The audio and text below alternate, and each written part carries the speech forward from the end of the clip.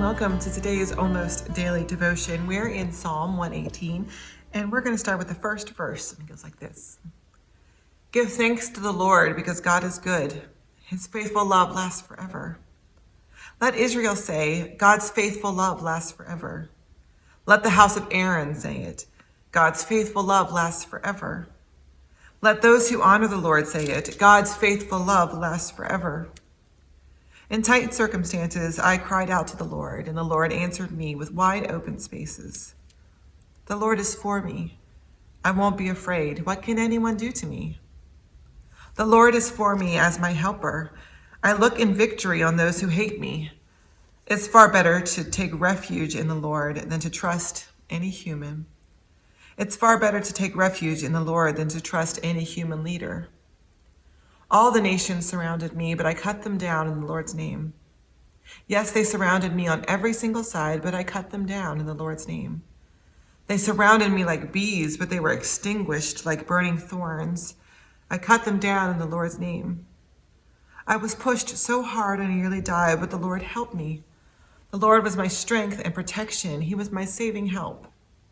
The sounds of joyful songs and deliverance are heard in the tents of the righteous. The Lord's strong hand is ready to strike. I won't die. No, I will live and declare what the Lord has done. Yes, the Lord has definitely disciplined me, but he didn't hand me over to death. So Psalms like these are a little challenging to our modern ears. We don't like the idea of smiting people in the name of God. We don't like the idea of striking people down in the name of God or wishing ill upon other people. And so what is it that this psalm is trying to tell us for those of us who have struggled with that kind of idea? I think it's twofold. The first is that our relationship with God should define our worldview. See, the psalmist here is going through some difficult trials. It's likely written by probably King Hezekiah, it sounds like from the historical record. And he's being surrounded by an army that's about ready to overtake his country. And he prays to God. And he says, God, they're swarming like bees. And yet I see your hand at work.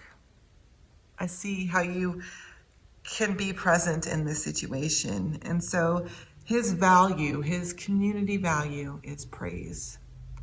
He asks all of Israel to rejoice in the ways that God has sustained them, the way that God has provided for them.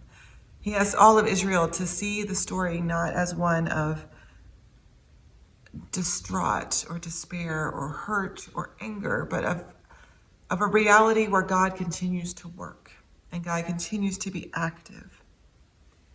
And so I wonder, how does the way that we invite God into our lives, the way that we see God, the way that we make God present in our lives, how does that affect our worldview?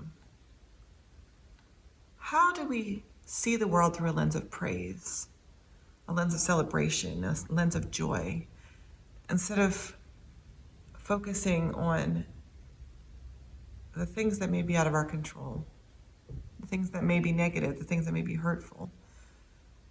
How does having that lens, how does telling that story change how we see the world and how God acts in the world? How does it change how we see other people? How does praising God change our worldview?